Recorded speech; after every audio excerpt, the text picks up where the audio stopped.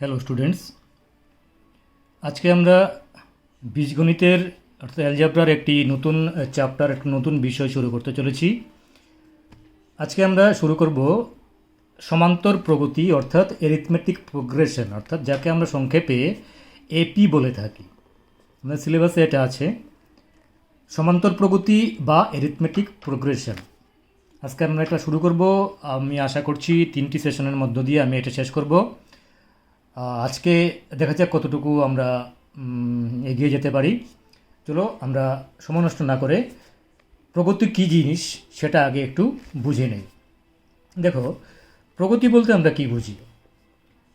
কতগুলো বাস্তব সংখ্যা অর্থাৎ রিয়েল নাম্বারকে আমরা পরপর এরূপভাবে যদি অবস্থান করে, অর্থাৎ এরূপভাবে যদি লেখি বা সাজাই যে একটির যে কোনো পদ, অর্থাৎ এই যে আমরা সাজাই, এই যে আমরা সংখ্যাগুলো নিলাম বা পদগুলো নিলাম, এর যে কোনো পদ তার ঠিক পরের পদটার সঙ্গে পরবর্তী বা পূর্ববর্তী পদের সঙ্গে বা সংখ্যার সঙ্গে, যেটাই বলি, একটি নির্দিষ্ট গাণিতিক সম্পর্কে আবদ্ধ থাকে।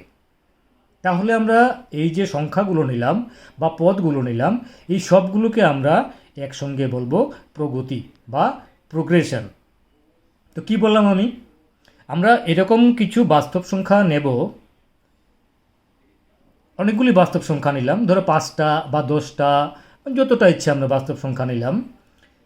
এই সংখ্যাগুলোকে পরপর লিখে একটা সংখ্যার সঙ্গে তার ঠিক পরের সংখ্যা বা পরের সংখ্যার সঙ্গে তার ঠিক আগের সংখ্যা যদি একটা নির্দিষ্ট সম্পর্কের মধ্য দিয়ে আবদ্ধ থাকে, নির্দিষ্ট সম্পর্কে যুক্ত থাকে, তখন আমরা সেই সবগুলো সংখ্যাকে একটি প্রগতি বলবো।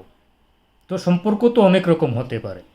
আমরা যেখানে বললাম যে একটি নির্দিষ্ট সম্পর্কে আবদ্ধ থাকে, তো সম্পর্ক অনেক রকম সম্পর্কই হতে পারে। তাহলে আমরা কয়েকটা এক্সাম্পল দেখে নিই।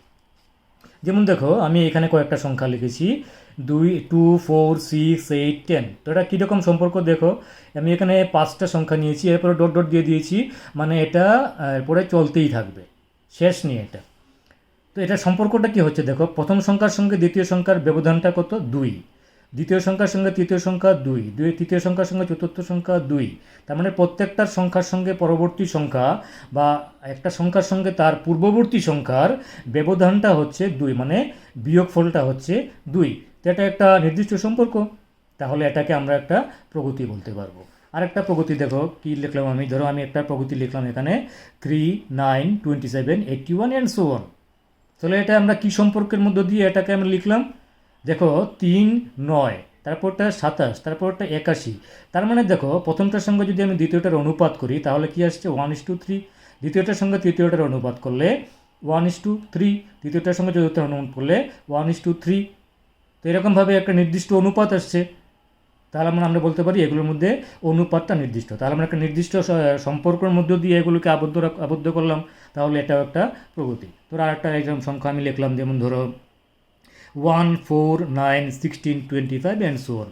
তাহলে এই সংখ্যাগুলো আমরা কি সম্পর্ক যুক্ত করলাম?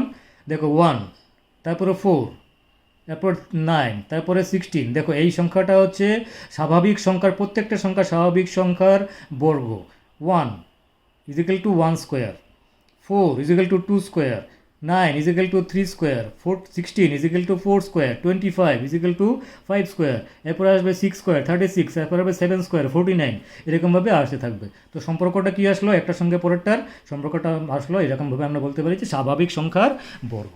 তো এইভাবে যখন আমরা কয়েকটা স্বাভাবিক সংখ্যাকে লিখব যে ওই সংখ্যাগুলো একটা নির্দিষ্ট গাণিতিক সম্পর্কের মধ্য দিয়ে আবদ্ধ, তখন আমরা সেই সংখ্যাগুলিকে একটা নির্দিষ্ট প্রগতি বলবো। তো এরকম তো অনেক সম্পর্ক হতে পারে আমরা বললাম, তার মধ্যে আমরা সমান্তর প্রগতি কোনটাকে বলবো?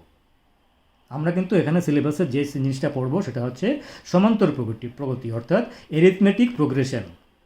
তো দেখি আমরা চলো এইসব বিভিন্ন ধরনের প্রগতির মধ্যে আমরা সমান্তর প্রগতি কোনটাকে বলবো।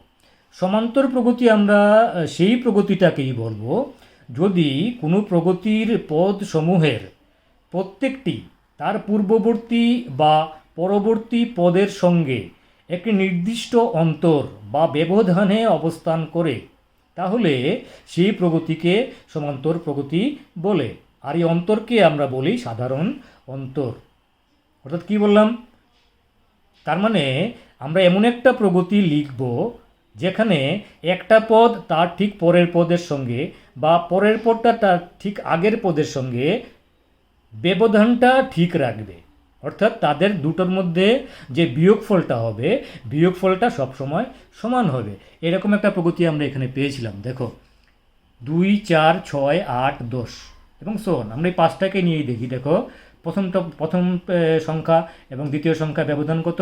2। দ্বিতীয় সংখ্যা তৃতীয় সংখ্যা ব্যবধান কত? 2। এটার সঙ্গে ব্যবধান 2, এটার ব্যবধান 2। আবার উল্টো দিক থেকে কোনো এটার সঙ্গে এটার ব্যবধান কত? 2। এটার সঙ্গে এটার ব্যবধান কত? 2। এটার সঙ্গে এটার ব্যবধান কত? 2। এটার সঙ্গে এটার ব্যবধান 2। তো এইটাকে আমরা একটা সমান্তর প্রগতি বলতে পারবো। তো চলো এটাকে আমরা গাণিতিক রূপে ব্যাখ্যাটা কীরকম আসে দেখি। যদি দেখো আমরা যদি এরকম একটা প্রগতি নিই যে তার প্রথম সংখ্যাটা, প্রথম পদটা হচ্ছে A1, দ্বিতীয় পদ A2, তৃতীয় পদ A3 অ্যান্ড সো অন। পদগুলি সমান্তর প্রগতিতে যদি থাকে তাহলে আমরা বলতে পারবো যে A2 minus A1 is equal to A3 minus A2 is equal to A4 minus A3 is equal to A5 minus A4, অর্থাৎ বিয়োগফলগুলো পরস্পরের সমান হবে, অর্থাৎ পরেরটা থেকে আগেরটার বিয়োগফল সবসময় সমান হবে। ঠিক আছে, তাহলে দেখো অর্থাৎ সাধারণন্তর আমরা বলেছি এই যে বিয়োগফলটা, এই বিয়োগফলটাকে আমরা কি বলি? সাধারণ অন্তর। সাধারণ অন্তরকে সাধারণত আমরা স্মল ডি অক্ষর দিয়ে প্রকাশ করি। তো সাধারণ অন্তর যদি ডি হয় তাহলে প্রথম পদ যদি এ হয় তাহলে প্রথম পদ ইজিক্যাল টু এ, তাহলে দ্বিতীয় পদ ইজিক্যাল টু হবে এ প্লাস সাধারণ অন্তর, অর্থাৎ এ প্লাস ডি, এটা দ্বিতীয় পদ। তৃতীয় পদ হবে এ প্লাস সাধারণ অন্তর প্লাস আরেকটা সাধারণ অন্তর, এটা হবে তৃতীয় পদ, অর্থাৎ এ প্লাস 2D। চতুর্থ পদ হবে এ প্লাস 2D প্লাস আরেকটা সাধারণ অন্তর, অর্থাৎ এ প্লাস 3D। তো এইরকমভাবে আমরা একটা সমান্তর প্রগতির প্রত্যেকটা পদকে বের করতে পারি, অর্থাৎ প্রথম পদ এ, দ্বিতীয় পদ এ প্লাস ডি, তৃতীয় পদ এ প্লাস 2D, চতুর্থ পদ এ প্লাস 3D, যেখানে ডি হচ্ছে সাধারণ অন্তর। এবার দেখো আমরা একই সঙ্গে সমান্তর প্রগতির কয়েকটা ধর্ম আমরা একসঙ্গে দেখে নেই। 1 নম্বর ধর্ম, প্রথমটা তো আমরা সাধারণ অন্তর ডি, এটা আমরা একটা ধর্ম না, এটা সমান্তর প্রগতি। ডি যদি সাধারণ অন্তর না হয় তাহলে সমান্তর প্রগতি হবে না। তো আমরা চলো সমান্তর প্রগতির কী কী ধর্ম আছে সেটা আমরা একটু দেখে নিই। কয়েকটা ধর্ম আমি এখানে বের করে রেখেছি, তোমরা এগুলো একটু মনোযোগ দিয়ে দেখবে, কারণ এগুলো অনেক সময় কনফিউশন এসে যায়। আমরা প্রগতি শুরু করলাম, প্রগতি অর্ধেক করে ফেললাম, তারপর হঠাৎ একটা জায়গাতে গিয়ে আমরা এরকম একটা জায়গাতে আটকে গেলাম যেটা কি ঠিক আমাদের কাছে ক্লিয়ার হচ্ছে না। এই কারণে আমি ধর্মগুলো আগে ক্লিয়ার করে আমরা কনফিউশনটা যাতে পরে না আসে সেটা আমি চেষ্টা করব। যে দেখো যদি প্রগতির পদ সংখ্যা সসীম হয়, অর্থাৎ নির্দিষ্ট কয়েকটা পদ থাকে, 10টা, 15টা, 12টা, 60টা, এরকম যদি সসীম হয় তবে তাকে সসীম প্রগতি বলবো, সসীম সমান্তর প্রগতি বলবো। যেমন দেখো এখানে একটা প্রগতি আসছে -3, -1, 1, 3, 5, 7, 9, সবগুলোর মধ্যে কিন্তু সাধারণ অন্তর সমান। এটা 9-এ এসে প্রগতিটা শেষ হয়ে গেছে, তাই এটাকে আমরা বলবো সসীম সমান্তর প্রগতি। 2 নম্বর ধর্ম, এটার উল্টোটা, যদি সমান্তর প্রগতির পদ সংখ্যা যদি অসীম হয় তবে তাকে আমরা অসীম সমান্তর প্রগতি বলবো।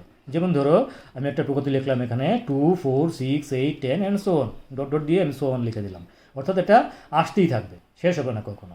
ব্যবধান কত? সাধারণ অন্তর কত? প্রত্যেকটার মধ্যে 2। তো এটাকে আমরা বলবো অসীম সমান্তর প্রগতি। 3 নম্বর ধর্ম আসো, সমান্তর প্রগতির সাধারণ অন্তর ডি এর মান ঋণাত্মক, ধনাত্মক, 0 হতে পারে। অর্থাৎ যে ডিটা আমরা সমান্তর প্রগতির মধ্যে যে সাধারণ অন্তরটা নেব এর মান মাইনাসেও আসতে পারে, প্লাসেও আসতে পারে, এর মান 0ও হতে পারে। ঠিক আছে। 4 নম্বর, সমান্তর প্রগতির কোনো পদের সঙ্গে একটি ধ্রুবক সংখ্যা যোগ করলেও তার সমান্তর প্রগতিতেই থাকবে। অর্থাৎ একটা সমান্তর প্রগতি আমরা নিলাম, তার যে কোনো পদের সঙ্গে যদি একই সংখ্যা যদি আমরা যোগ করি, একটা ধ্রুবক সংখ্যা বলতে এখানে এটাই বোঝাচ্ছে যে প্রত্যেকটা পদের সঙ্গে যদি আমরা একই সংখ্যা যোগ করি তাহলে সেই সমান্তর প্রগতিই থাকবে, কোনো রকম কোনো চেঞ্জ হবে না। যেমন ধরো আমি একটা প্রগতি নিলাম এ প্লাস ডি, এ প্লাস 2D, এই 3টা পদ আছে এই প্রগতির মধ্যে, তাহলে আমরা প্রত্যেকটা পদের সঙ্গে একটা নির্দিষ্ট সংখ্যা যোগ করি। ধরো আমি প্রত্যেকটা পদের সঙ্গে কে যোগ করলাম বা বিয়োগ করলাম, তাহলে কি আসলে প্রথম পদের সঙ্গে এ প্লাস মাইনাস কে, দ্বিতীয় পদের সঙ্গে এ প্লাস ডি মানে প্লাস মাইনাস কে, তৃতীয় পদের সঙ্গে এ প্লাস 2D প্লাস মাইনাস কে। তাহলে দেখো যদি এরকম একই সংখ্যা আমরা 3টা পদ বা যতটা পদ থাকে সেই পদগুলোর সঙ্গে যোগ করি তাহলে সেই সমান্তর প্রগতিতেই থাকবে। 5 নম্বর, সমান্তর প্রকৃতির কোনো পদের সঙ্গে একটি ধ্রুবক সংখ্যা গুণ করলেও তা সমান্তর প্রকৃতিতেই থাকবে। অর্থাৎ ধরো আমরা একটা সমান্তর প্রকৃতি নিলাম এ প্লাস ডি, এ প্লাস টু ডি, এখানে 3টি পদ আছে সমান্তর প্রকৃতিটিতে। এবার আমরা কী করলাম, একটা যে কোনো সংখ্যা আমরা এটার সঙ্গে গুণ করলাম, 3টা পদের সঙ্গে, এর সঙ্গে কে গুণ করলাম, এ প্লাস ডির সঙ্গে কে গুণ করলাম, এ প্লাস টু ডির সঙ্গেও কে গুণ করলাম, তাহলে কিন্তু সমান্তর প্রকৃতিটা কোনো চেঞ্জ হবে না, এটা সমান্তর প্রকৃতিতেই থাকবে। তাহলে যোগ বিয়োগ করলেও, একই সংখ্যা যোগ বিয়োগ করলেও সমান্তর প্রকৃতিতে কোনো হেরফের হয় না, একই সংখ্যা গুণ করলেও কোনো হেরফের হয় না, আবার একই সঙ্গে আমরা বলতে পারবো কোনো সংখ্যা ভাগ করলেও, শুধু শূন্য ছাড়া ভাগ করলেও তার সমান্তর প্রকৃতিতেই থাকে। অর্থাৎ কোনো সমান্তর প্রকৃতির সঙ্গে যে কোনো পদের সঙ্গে যে কোনো ধ্রুবক সংখ্যা নন জিরো, শূন্য ছাড়া দিয়ে ভাগ করলে তা সমান্তর প্রকৃতিতেই থাকে। যেমন আমরা 3টি সংখ্যা নেই, এ প্লাস ডি, এ প্লাস টু ডি, এটা একটা সমান্তর প্রকৃতি যার 3টি পদ আছে। তাই যার 3টি পদকে আমরা যে কোনো একটা সংখ্যা দিয়ে ভাগ করলাম, ধরো একে ভাগ করলাম কে দিয়ে, এ প্লাস ডিকে কে দিয়ে, এ প্লাস টু ডিকে কে দিয়ে, একই সংখ্যা দিয়ে 3টেকে আমরা ভাগ করলাম, তাহলে এটা সমান্তর প্রকৃতিতেই থাকবে, কোনো রকম হেরফের হবে না, মানে সমান্তর প্রকৃতিটা কোনো রকম চেঞ্জ হবে না। যাই হোক, এটা আমরা কয়েকটা ধর্ম পেলাম, প্রায় 6টা ধর্ম আমরা এখানে আলোচনা করেছি। এবার আসো, সমান্তর প্রকৃতির মধ্যে অনেকগুলো পদ থাকে। প্রকৃতি কখনো 5টা পদ, কখনো 7টা পদ, কখনো 10টা পদ, কখনো 15টা পদ, কখনো অনেকগুলি পদ থাকবে, 50টা 100টা পদ থাকতে পারে। তো এরকম যে প্রগতিগুলো আছে, যে প্রগতিগুলির মধ্যে আমরা যে কোনো একটা প্রগতির যে কোনো একটা পদ আমরা কিভাবে বের করতে পারি। ওকে, আমি কি বললাম ঘটনাটা, ধরো একটা প্রগতির মধ্যে 15টা পদ আছে, এবার আমাকে 3টে পদ দিয়ে দিল, প্রথম 3টে পদ দিয়ে দিল আর লাস্ট পদটা দিল, শেষ পদটা দিল। আমার কথাটা মনোযোগ দিয়ে শুনবে, প্রথম 3টে পদ দিল আর লাস্ট পদটা দিল।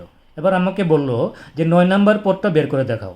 তাহলে আমাকে কি বের করতে হবে, আমাকে তাহলে একটা জিনিস আমরা করতে পারি, যেটা আমরা লেবোরিয়াস প্রসেস বলি।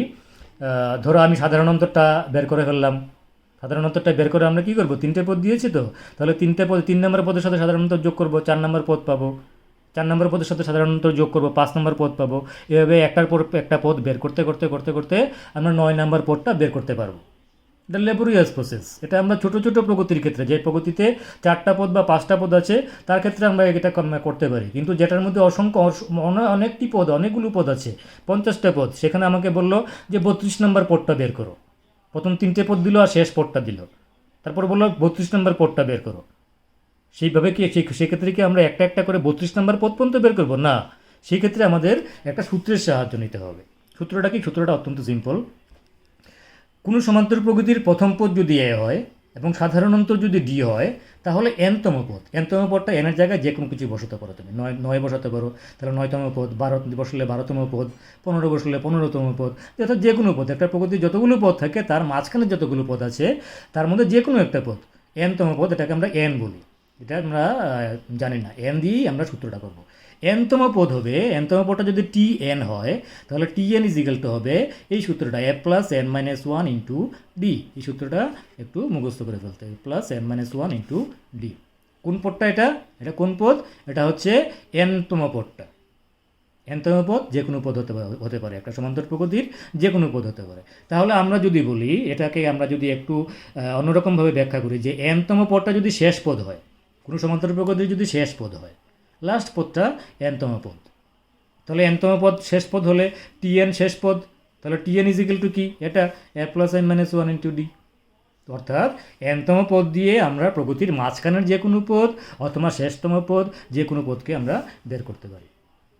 ঠিক আছে, এটা একটা সূত্র, যেটা দিয়ে আমরা যখন অঙ্ক করবো তখন দেখবে তখন সূত্রটা একদম ক্লিয়ার হয়ে গেছে, একদম সহজ সূত্র।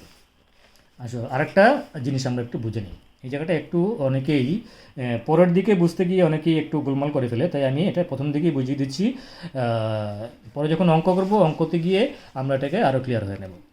দেখো, একটা সমান্তর প্রগতি, একটা সমান্তর প্রগতি আছে, ওকে, সমান্তর প্রগতির শেষ দিক থেকে যে কোনো সমান্তর প্রগতির প্রথম পদ থাকবে, শেষ পদ থাকবে, মাঝখানে আরও অনেকগুলি পদ থাকবে। কয়টা পদ থাকবে, এটা প্রগতি ভেরি করবে, কোনো প্রগতিতে 5টা, কোনোতে 7টা, কোনোতে 10টা, কোনোতে 50টা, কোনোতে 100টাও থাকতে পারে। যাই হোক, আমরা যদি শেষ দিক থেকে nতম পদ ধরি, অর্থাৎ শেষ দিক থেকে যদি আমি p পিছিয়ে আসতে থাকি, পিছন দিকে এগুতে থাকি, তাহলে শেষ দিক থেকে আমি ধরো এনটা পদ পিছনে চলে আসলাম, তাহলে শেষ দিক থেকে এনতম পদটার মান কত হবে? এটা একটা সমস্যা। তাহলে আমরা এটা কীভাবে সমাধান করি দেখো, যেহেতু আমরা এখানে এনতম পদ শেষ দিক থেকে এনতম পদকে ধরে নিয়েছি, তাহলে আমরা শেষ পদকে এন ধরতে পারবো না।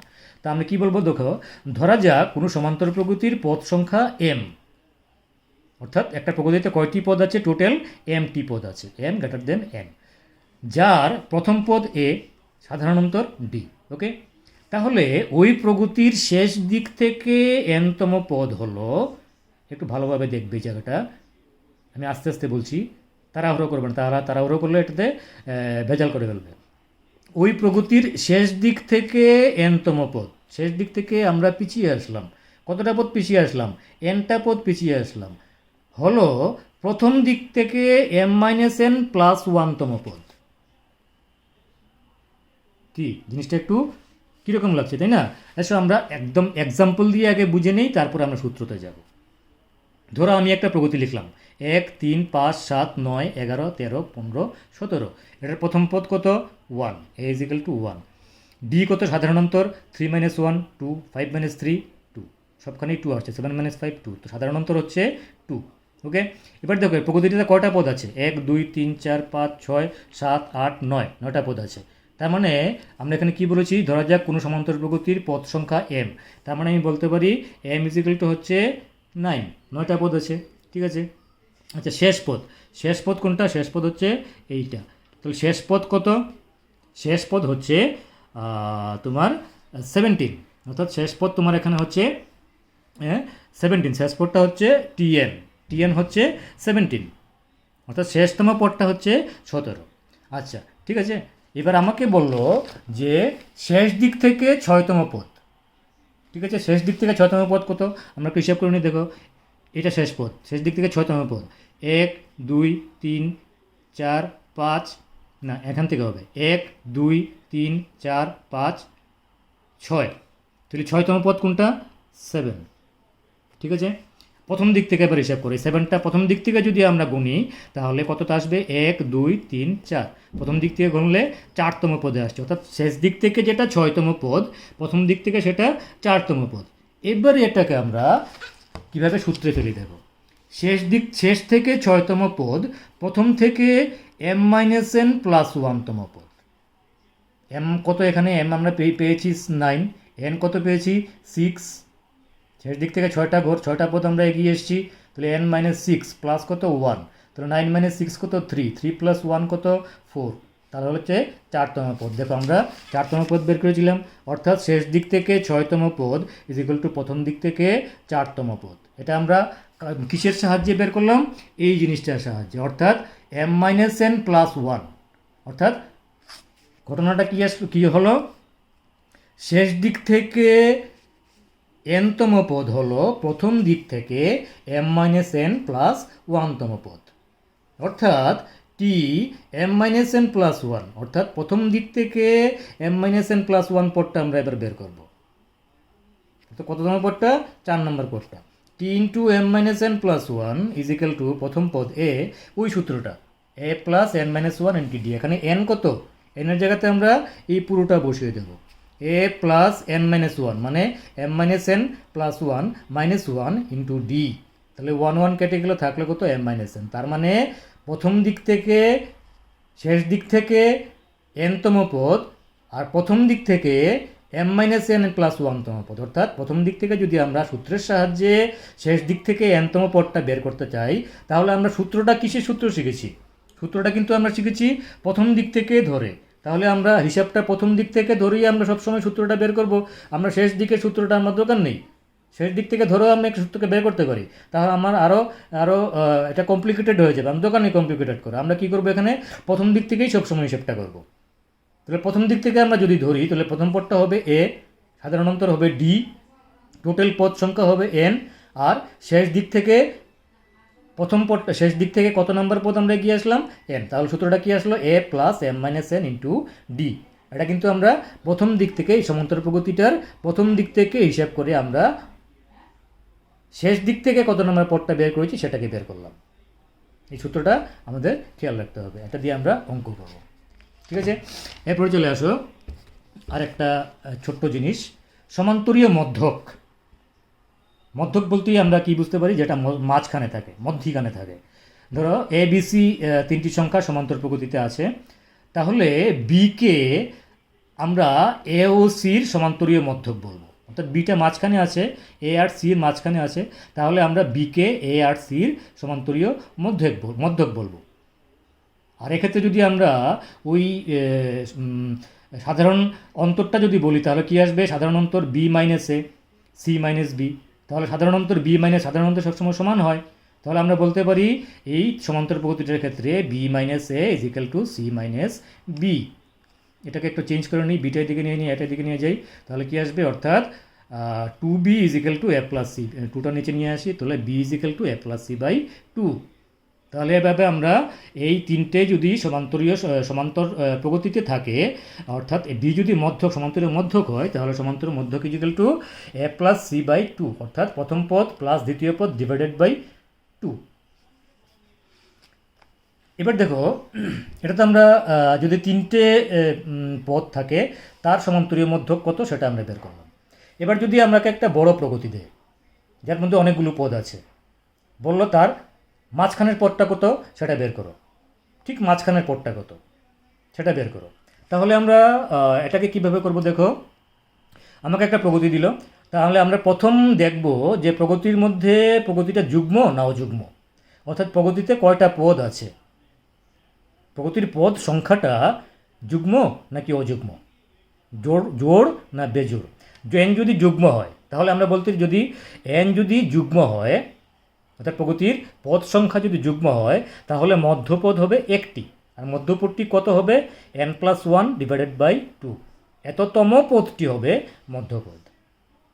আরেকবার বলছি, যদি প্রগতিটিতে n সংখ্যক পদ থাকে এবং n যদি যুগ্ম হয়, জোড় হয়, তাহলে ঠিক মাঝখানের পদটা হবে n প্লাস 1 বাই 2 তম পদ। এটা কিন্তু পদের মান নয়, এটা হচ্ছে কত নাম্বার পদ সেইটা, n প্লাস 1 বাই 2 তম পদ। আর n যদি অযুগ্ম হয়, অর্থাৎ প্রগতির যে পদ সংখ্যা, সেই পদ সংখ্যাটা যদি অযুগ্ম হয়, 11টি পদ, 13টি পদ, 15টি পদ এরকম যদি হয়, তাহলে মধ্যপদ হবে দুটি, মধ্যপদে আমরা পাবো দুটি। একটা পদ কত, একটা পদ হবে n বাই 2 তম পদ, n বাই 2 তম পদ কিন্তু, আরেকটা হবে n বাই 2 প্লাস 1 তম পদ, দুটো পদ হবে। মধ্যপদ কটি হবে অযুগ্ম হলে, দুটি, একটি হবে n বাই 2 তম পদ, আর একটি হবে n বাই 2 প্লাস 1 তম পদ। খুব সহজ জিনিস, এটা দিয়ে আমরা অনেক এই সম্পর্কগুলো আমরা পরে অনেক অঙ্কে পাবো। ঠিক আছে, চলো এবার আমরা অঙ্কে আস্তে আস্তে অঙ্কে ঢুকে যাই।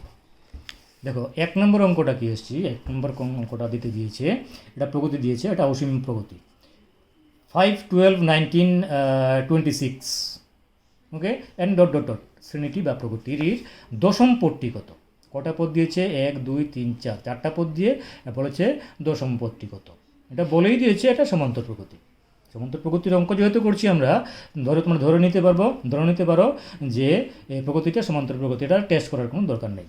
ঠিক আছে, তাহলে এই সমান্তর প্রগতিটার প্রথম পদ কত, এ, তার মানে প্রথম পদ এ, দিকে আমরা সবসময় প্রথম পদ করার সময় এ ধরি, তাহলে এ ইজিক্যাল টু হচ্ছে 5। সাধারণ অন্তর কত, সাধারণ অন্তর আমরা দুটো সংখ্যা দিয়ে চেক করে নেব, তাহলে আর সন্দেহের কোনো চান্স থাকবে না। অনেক সময় এরকম হতে পারে যে প্রগতিটা তোমাদের কাছে দিয়েছে সেটাতে প্রিন্টিং মিস্টেক হতে পারে, একটা সংখ্যা হয়তো ভুল দিয়েছে, তাই আমরা দুটো সংখ্যা দিয়ে তোমার সাধারণ অন্তরটা চেক করে নেব। দেখো দ্বিতীয় পদ মাইনাস প্রথম পদ, অর্থাৎ 5 মাইনাস 12 মাইনাস 5 কত, 7, 19 মাইনাস 12 কত, 7, 26 মাইনাস 19 কত, 7, তাহলে সাধারণ অন্তরটা হচ্ছে 7। তো একটা দিয়ে আমরা এখানে দেখাবো আর কি, কিন্তু আমরা মনে মনে দুটো সংখ্যা দিয়ে টেস্ট করে নেব। ঠিক আছে, তাহলে সাধারণ অন্তরটা হচ্ছে 7। এবার বলেছে আমাকে দশম পদটি কত। আমরা যে সূত্রটা আমরা শিখেছি যে nতম পদ equal to A plus n minus 1 into d, অর্থাৎ tn, nতম পদ যদি tn হয় তাহলে tn ইজিক্যাল টু হবে a plus 1 divided by a plus n minus 1 into d. এখানে এন ইজিক্যাল টু কত বলেছে, কত নম্বর পদটা বের করতে বলেছে, 10 নম্বর পদটা। তাহলে এনের জায়গাতে আমরা 10 বসাবো, তার মানে t 10 equal to a equal to 5 plus n minus 1, মানে t n equal to 10 10 minus 1 into d কত 7। তাহলে এটাকে ক্লারিফাই করো, 5 plus 9 into 7 63, 5 plus 63 equal to 68। তার মানে 10 নম্বর পদটা হচ্ছে 68, এটাই অ্যান্সার। পরের অঙ্কটাতে আসি, চলো। এটা প্রগতি দিয়েছে, দেখো 7 11 15 19। এই প্রগতির কোন পদের মান 131, অর্থাৎ কততম পদটার মান 131 হবে। ঠিক আছে, এটা সমান্তর প্রগতি। তাহলে এই সমান্তর প্রগতির প্রথম পদ কত, তার মানে আমরা বলতে পারি a equal to 7, d equal to সাধারণত কত 11 মাইনাস 7, 11 মাইনাস 7 কত 4, 15 মাইনাস 11 কত 4, তার মানে সাধারণত হচ্ছে 4। তাহলে আমরা ডি ইজিক্যাল টু লিখলাম 11 মাইনাস 7 ইজিক্যাল টু 4। আমরা টেস্ট করব মনে মনে দুটো সংখ্যা দিয়ে বা তিনটি দিয়ে, কিন্তু অঙ্কটা করার সময় আমরা একটা লিখলেই হবে, ডি ইজিক্যাল টু একটা দিয়েই লিখলে হবে। দ্বিতীয় পদ মাইনাস প্রথম পদ ইজিক্যাল টু 4 পেলাম এখানে। তাহলে এনতম পদটা কত হবে, এনতম পদটা হচ্ছে টিএন। এখানে কিন্তু কততম পদের মান 131 সেটা বের করতে বলেছে। তো কততম পদ সেটা আমরা বের করব, মনে করি ওই পদটা হচ্ছে এনতম পদ। ঠিক আছে, তাহলে এনতম পদ ইজিক্যাল টু কি, আমরা সূত্র ইজিক্যাল টু পেয়েছি, সূত্রতে পেয়েছি a plus n minus 1 into D. তাহলে এই এনতম পদটা কততম পদ, এনটা কত আমরা জানি না, ধরে নেই এই এনতম পদটা হবে 131। এখানে এই এনের মানটা আমাদের বের করতে হবে। আমরা লিখে ফেললাম এটাকে একটা সম্পর্কের আকারে সমীকরণের আকারে সাজিয়ে ফেললাম। A plus n minus 1 equal to n minus 1 into d equal to 131। এখানে এ কত 7, ডি কত 4, এটা আমরা আগে বের করেছি। এটাকে সিম্পলিফাই করো, এটাকে সিম্পলিফাই করলে এটা সিম্পলিফাই করে এখানে আসছে, দেখো 4n ইজিক্যাল টু 131 মাইনাস 3 বা n is equal to 128 divided by 4 is equal to 32। তার মানে n ইজিক্যাল টু 32, অর্থাৎ কততম পদ 131, তার মানে 32তম পদটা হচ্ছে 131। অর্থাৎ এই প্রগতিটার মধ্যে যদি 32 নম্বর পদটা পর্যন্ত আমরা যাই, তাহলে আমরা পাবো কত, 32 নম্বর পদটার মান পাবো 131। দেখো দুটো অঙ্ক করলাম। চলো থার্ড টাইপের একটা অঙ্ক আমরা করি। আমি প্রত্যেকটা টাইপের অঙ্ক একটা করে করাবো, এরপর তোমাদের প্র্যাকটিস করার জন্য কিছু অঙ্ক দেবো। আসো, এখানে প্রগতিটি কী দিয়েছে, -1 -11 -7 -3, প্রথম পদ, দ্বিতীয় পদ, তৃতীয় পদ, dot dot dot dot dot, শেষ পদটি দিয়েছে, লাস্ট পদটি দিয়েছে 49। এই সমান্তর প্রগতির মধ্য পদটি নির্ণয় করো, মাঝখানের পদটি কত নির্ণয় করো। তাহলে দেখো, মাঝখানের পদটি নির্ণয় করতে গেলে আমি একবার আমাদের সূত্রটাতে ফেরত যাই, যে সূত্রটা আমরা পেয়েছিলাম। কি বললাম, মাঝখানের পদটি কি আমরা কত রকমভাবে পেতে পারি, মাঝখানের পদটি আমরা পাবো দুরকমভাবে। যদি সমান্তর প্রগতিটি যুগ্ম হয় তাহলে মাঝখানের পদ একটি পাবো, এবং একটা পদটা কততম পদটা হবে n+1/2। আর প্রগতিটা যদি অযুগ্ম হয় তাহলে মধ্য পদ দুটি পাবো, একটা হবে n/2তম পদ, একটা হবে n/2 + 1তম পদ। ঠিক আছে, দেখো এখানের প্রগতিটার প্রথম পদ কত, -11, সাধারণ অন্তর কত -7 -11 বা -3 -7, তাও ডিটাও আমরা পেয়ে যাব। আর লাস্ট পদ, অর্থাৎ আমরা যদি প্রগতিটার মধ্যে nটা পদ ধরি, nটা পদ আছে প্রগতিটাতে, তাহলে Tn ইজিক্যাল টু হবে 49। ঠিক আছে, আসো এখানে দেখো a is equal to -11, d is equal to কত, দ্বিতীয় পদ মাইনাস প্রথম পদ, দ্বিতীয় পদ কত -7 মাইনাস প্রথম পদ কত -11, তার মানে -7 -11, তাহলে -7 + 11, তাহলে হচ্ছে কত +4, তাহলে d হচ্ছে 4 +4।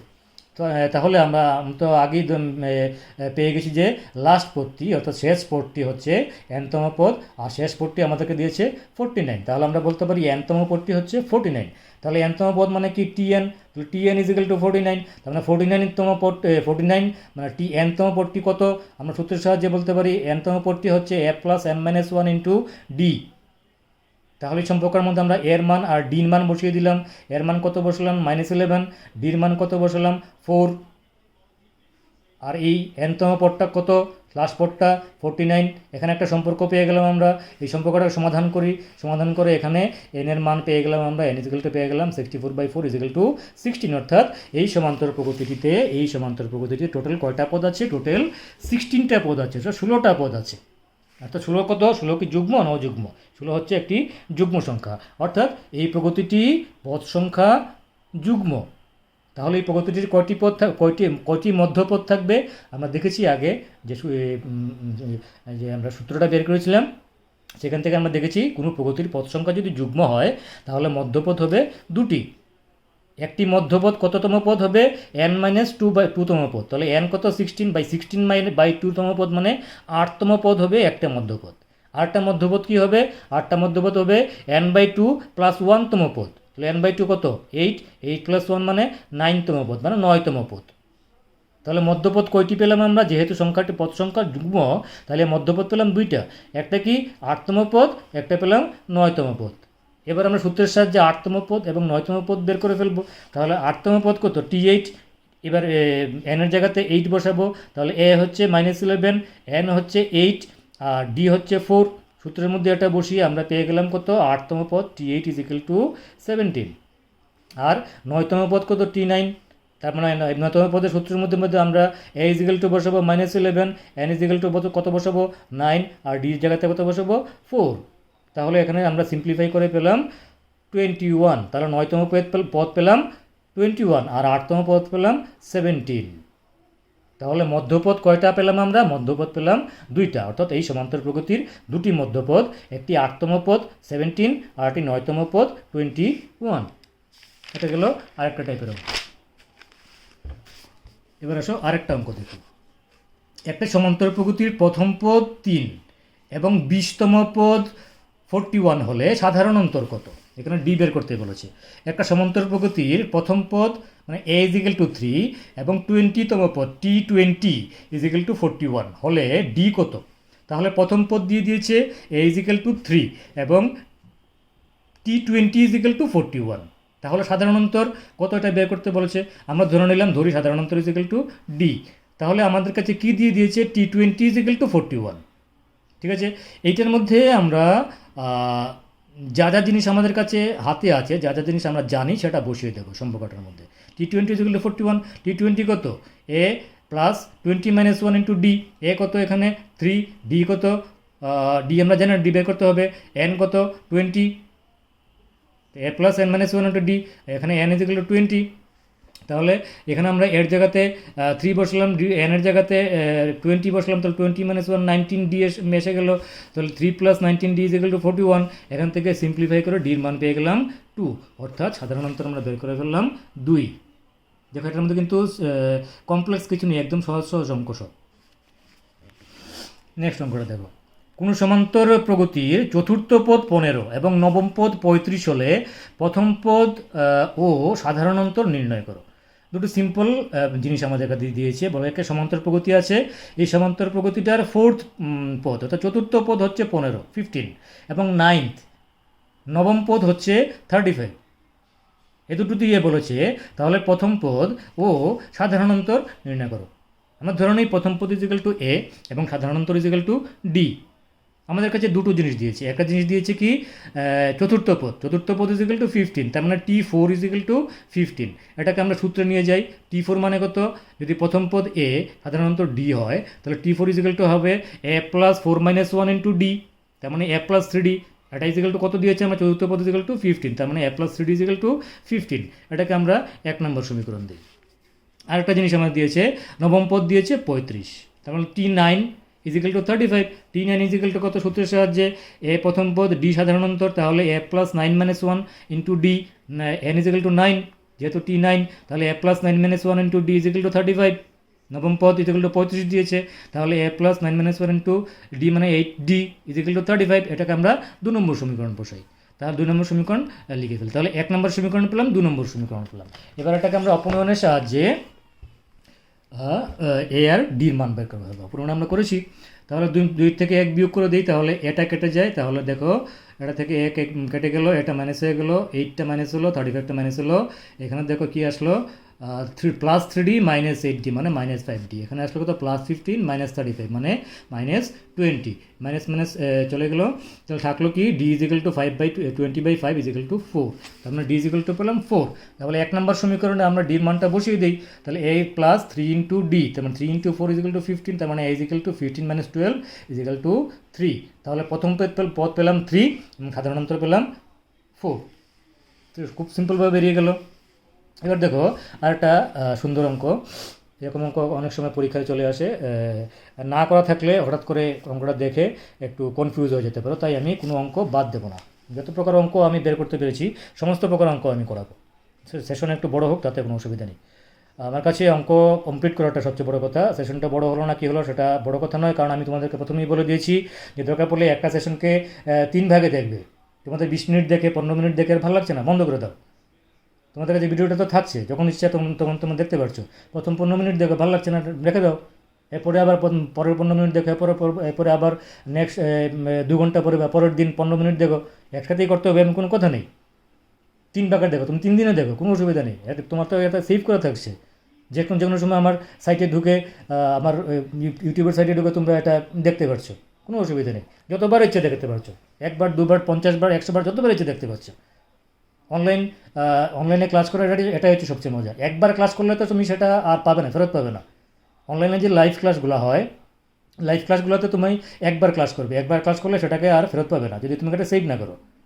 কিন্তু এই ভিডিও ক্লাসগুলো যেগুলো আমি সেভ করে ক্লাস করাচ্ছি, যার জন্য আমি সেভ করে ক্লাস করাচ্ছি, এই ক্লাসগুলো তুমি আমার সাইটে ঢুকে যে কোনো সময় দেখতে পারবে। তাই তোমরা যদি মনে করো যে এতটুকু পর্যন্ত করে আজকাল ভালো লাগছে না, মাথাটা কীরকম কলাস হয়ে গেছে, একটু ক্লোজ হয়ে গেছে, তাহলে রেখে দেয় এতটুকু পর্যন্ত।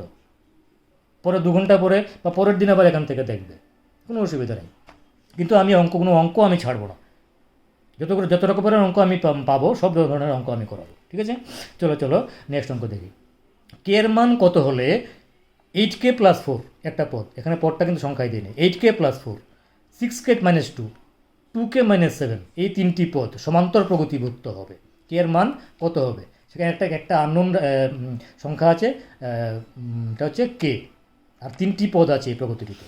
তাহলে প্রথম পদ 8k + 4, দ্বিতীয় পদ 6k - 2, তৃতীয় পদ 2k - 7, এই সমান্তর প্রগতি। তো এটা যদি সমান্তর প্রগতিভুক্ত হয় তাহলে আমরা দেখেছি সমান্তরীয় মধ্যক, 3টির মধ্যে সমান্তরীয় মাঝখানেরটা যদি সমান্তরীয় মধ্যক হয় তাহলে আমরা দেখেছি b - a, এটা যদি b হয়, এটা যদি a হয়, এটা যদি c হয়, a b c যদি 3টি পদ হয় তাহলে আমরা দেখেছি মাঝখানের পদ মানে b - a = c - b, যদি এটা সমান্তর প্রগতিতে হয়। তাতে আমাদেরকে বলেছে এটা সমান্তর প্রগতিভুক্ত হবে, এর মান কত হলে সমান্তর প্রগতিভুক্ত হবে। তাহলে আমরা বলতে পারি যে সমান্তর প্রগতিভুক্ত হবে যদি b - a = c - b হয়। তাহলে আমরা b - a করলাম, b কত 6k - 2 - 8k + 4, a = c কত 2k - 7 - b কত 6k - 2, এত হবে। তাহলে এবার এটাকে আমরা সিম্পলিফাই করে ফেলি, ব্র্যাকেট উঠিয়ে ফেলি, এটা পেলাম। এখান থেকে প্লাস মাইনাস করে কে একদিকে আনলাম, সংখ্যাগুলো ডান দিকে নিলাম, নিয়ে কে এর মান পেলাম 1/2। অর্থাৎ কে এর মান যদি 1/2 বসাই তাহলে এই 3টি সংখ্যা সমান্তর প্রগতিতে হবে। তোমরা ইচ্ছা করলে কের জায়গাতে 1/2 বসিয়ে দেখতে পারো সংখ্যাগুলো 3টা কত আসে, এবং টেস্ট করে দেখতে পারো সংখ্যা 3টা সমান্তর প্রগতিভুক্ত আছে কিনা। ডিটা বের করে ফেলবে, b - a বের করবে, c - b বের করবে, যদি সমান হয় তাহলে এটা সমান্তর প্রগতিভুক্ত, ঠিক আছে? এরকম সিম্পল অঙ্ক অনেক সময় চলে আসে। দেখো নেক্সট অঙ্ক। কোনো সমান্তর প্রগতির ক্ষেত্রে T18 - T14 = 32 হলে সাধারণ অন্তর কত? একটা সিম্পল সম্পর্ক দিয়ে দিয়েছে। কী বলেছে?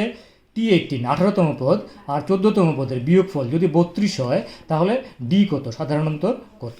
ঠিক আছে, আর কিছু দেয়নি, এ দেয়নি, ডি বের করতে বলেছি, এও দেয়নি, ডি বের করতে বলেছে, শুধু একটা সম্পর্ক দিয়েছে T18 - T14। ওকে, দেখি এটা থেকে কীভাবে অঙ্কটা বের করা যায়। T18 মানে কত? যদি প্রথম পদ এ হয় এবং সাধারণত যদি ডি হয় তাহলে T18 মানে 18তম পদ, মানে n = 18, তাহলে T18 = হবে a + n - 1 মানে 18 - 1 × d। আর T14 কত হবে? T14 মানে হচ্ছে n হচ্ছে 14, অর্থাৎ 14তম পদ। যদি প্রথম পদ a হয় তাহলে 14তম পদ হবে a + 14 - 1 × d, মানে n - 1 × d। ঠিক আছে, এই দুটো দিয়েই আমরা এই সম্পর্কটা থেকে ডিটা বের করে নেব। তাহলে 18 - 1 কত? 17, 14 - 1 কত? 13। তাহলে আমরা দুটো সম্পর্ক কী পেলাম? a + 17d = T18, T18 = a + 17d, a + 17d, yes, R T14 কত হচ্ছে? a + 13d। ঠিক আছে, এবার আমরা এই সম্পর্কের মধ্যে নিয়ে এই দুটো বসিয়ে দিই। সম্পর্কটা কী বলেছে? T18 - T14 = 32। তাহলে T18 - T14 = 32। তো T18 এর জায়গাতে আমরা কী বসাবো? a + 17d এখানে বসাবো T18 এর জায়গাতে, আর T14 এর জায়গাতে কী বসাবো, a প্লাস 13D, বসাল a প্লাস 13D বসালে মাইনাস এ প্লাস এ এটা মাইনাস হয়ে যাবে। তো এ কেটে গেল, থাকলো কি 17D, আর এখানে আসলো মাইনাস, আর তোমার এখানে আসলো মাইনাসে কেটে গেল, আর প্লাস 17D মাইনাস 13D, তাহলে plus 17D minus 13D equal to plus 4D equal to ডান দিকে আছে 32, তার মানে 4D ইজিক্যাল টু 32, মানে D ইজিক্যাল টু 8, অর্থাৎ সাধারণ অন্তর হচ্ছে 8। ঠিক আছে, তাহলে এই টাইপের আমরা আরেকটা অঙ্ক করলাম। এবার আমরা যতগুলো অঙ্ক করেছি, আরেকটা অঙ্ক করাবো আমি, যতগুলো অঙ্ক করেছি তার মধ্যে থেকে এই কয়েকটা অঙ্ক আমি দিয়েছি, যা করিয়েছি সেম অঙ্ক, যে অঙ্কগুলো আমি করেছি সেম অঙ্কগুলো আমি আরেকটা করে তোমাদেরকে দিয়েছি। এগুলো আশা করি তোমরা পারবে, প্র্যাকটিসের জন্য এই অঙ্কগুলো পারবে, অঙ্কগুলো করে নেবে। চলো আমরা এবার ওই যে শেষ দিক থেকে যে এনতম পদ, ওইটার একটা অঙ্ক আমরা করে নিই। দেখো এখানে কী বলেছে, 3, 8, 13 অ্যান্ড সো অন, শেষ পদটা হচ্ছে 253। দেখো এটা অনেক বড় প্রগতি, 3, 8, 13 প্রথম তিনটে পদ, এরপরে মাঝখানে অনেকগুলো পদ আসবে, শেষ পদটা হবে 253। এই প্রগতির শেষ দিক থেকে 20তম পদটি কত? অর্থাৎ শেষ দিক থেকে যদি আমরা এগিয়ে যেতে থাকি তাহলে 20তম পদটা কত? ঠিক আছে, তাহলে আমরা এরকম ক্ষেত্রে আমরা সূত্রটা দেখেছিলাম, কি বলেছিলাম মনে আছে নিশ্চয়ই? সূত্রটা আমরা আরেকবার দেখে নিই, যদি ভুলে যাও তাহলে সূত্রটা আমরা আরেকবার দেখে নিই। দেখে একটা বেরিয়ে এসছে, সূত্রটা আমরা কী দেখেছিলাম, Tm-n+1, অর্থাৎ টোটাল পদ যদি প্রগতিটার m হয় আর শেষ দিক থেকে nতম পদ। ওকে, এখানে অঙ্কটাতে কত বলেছে, আমরা এখন যে অঙ্কটা দেখলাম বলেছে শেষ দিক থেকে 20তম পদ, অর্থাৎ শেষ দিক থেকে 20তম পদ মানে n এর মান হচ্ছে 20 প্লাস 1, শেষ দিক থেকে nতম পদ হচ্ছে প্রথম দিক থেকে m-n প্লাস 1তম পদ। তার মানে আমার mটা বের করতে হবে, mটা কিন্তু ওই অঙ্কটার মধ্যে দেয়নি, এই প্রগতিটার মধ্যে কয়টা পদ আছে সেটা কিন্তু আমাদের দেয়নি, তার মানে mটা আমাদের বের করতে হবে, তারপরে আমরা এই সূত্রটাতে ঢুকতে পারবো। কারণ সূত্রটাতে ঢুকতে গেলে তো আমাদের সবগুলোর মান জানা থাকতে হবে, এর মান জানা থাকতে হবে, m এর মান জানা থাকতে হবে, n এর মান জানা থাকতে হবে, d এর মান জানা থাকতে হবে। তো ওই অঙ্কটাতে আমরা কী কী আমরা পেয়েছি, কী সংখ্যা পেয়েছি, এখানে দেখো এ পেয়েছি আমরা, এ কত 3, ডি কত 8-3 5, তাহলে এ পেলাম, ডি পেলাম, a equal to 3, d equal to 8-3 5, a পেলাম, ডি পেলাম, শেষ পদ হচ্ছে 253, তার মানে টিএন হচ্ছে 253, শেষ দিক থেকে nতম পদ মানে 20তম পদ, তার মানে n এর মান পেয়ে গেলাম 20। ঠিক আছে, তাহলে এই প্রগতিটাতে কয়টা পদ আছে সেই পদটাকে আমরা ধরে নেব m, যেমন সূত্রটার মধ্যে আমরা m ধরেছিলাম। তাহলে এই প্রগতিটার মধ্যে কয়টা পদ আছে সেটা কিন্তু আমরা জানি না, এই সব প্রগতিটার মধ্যে কয়টা পদ আছে সেটা আমরা বের করে নেব। এরকম অঙ্ক আমরা করেছি, একটা প্রগতি যদি দেওয়া থাকে তার শেষ পদটা যদি দেওয়া থাকে তাহলে শেষ পদটার সাহায্যে আমরা এই প্রগতিটার মধ্যে কয়টা পদ আছে সেটা আমরা বের করতে পারি।